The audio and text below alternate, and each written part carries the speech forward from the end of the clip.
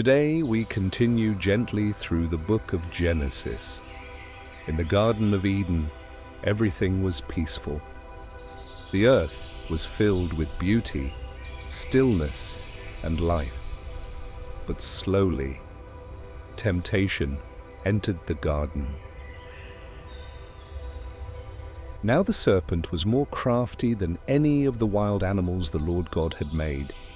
He said to the woman, "Did God really say, 'You must not eat from any tree in the garden'?" The woman said to the serpent, "We may eat fruit from the trees in the garden, but God did say, 'You must not eat fruit from the tree that is in the middle of the garden, and you must not touch it, or you will die.'" "You will not certainly die," the serpent said to the woman, "for God knows that when you eat from it, your eyes will be opened, and you will be like God, knowing good and evil." When the woman saw that the fruit of the tree was good for food and pleasing to the eye, and also desirable for gaining wisdom, she took some and ate it. She also gave some to her husband who was with her, and he ate it. Then the eyes of both of them were opened, and they realized they were naked. So they sewed fig leaves together and made coverings for themselves. Then the man and his wife heard the sound of the Lord God as he was walking in the garden in the cool of the day, and they hid from the Lord God among the trees of the garden. But the Lord God called to the man, "Where are you?" He answered, "I heard you in the garden, and I was afraid because I was naked. So I hid." So the Lord God said to the serpent, "Because you have done this, cursed are you above all livestock and all wild animals. You will crawl on your belly, and you will eat dust all the days of your life. And I will put enmity between you and the woman, and between your offspring and hers.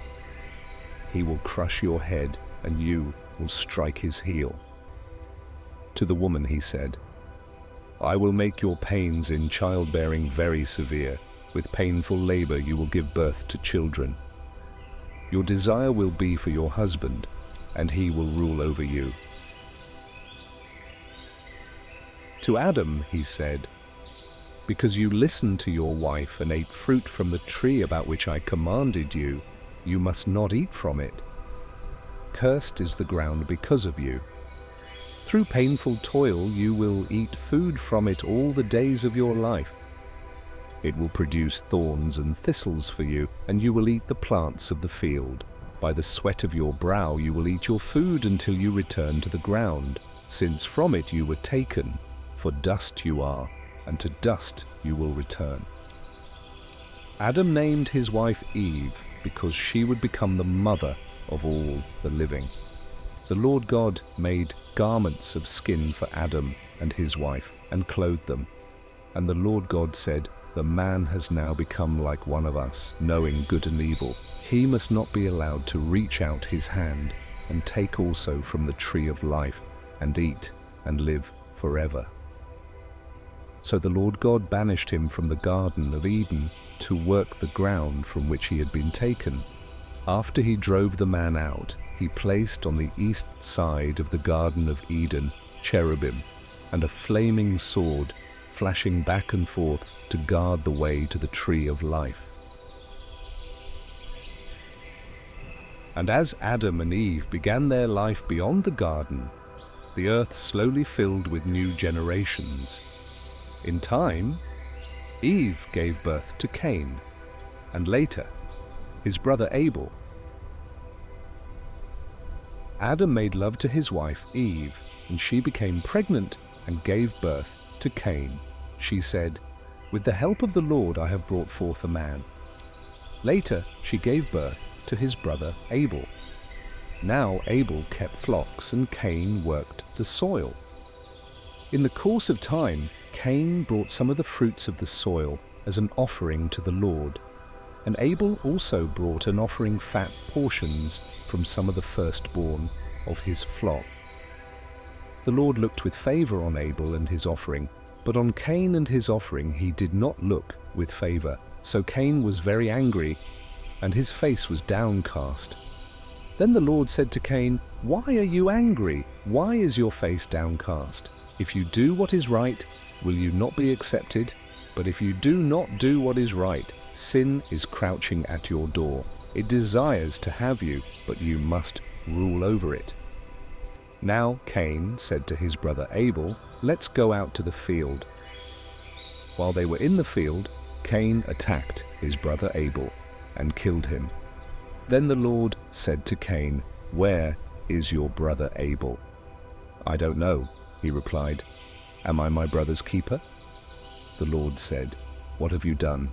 Listen, your brother's blood cries out to me from the ground. Now you are under a curse and driven from the ground, which opened its mouth to receive your brother's blood from your hand. When you work the ground, it will no longer yield its crops for you.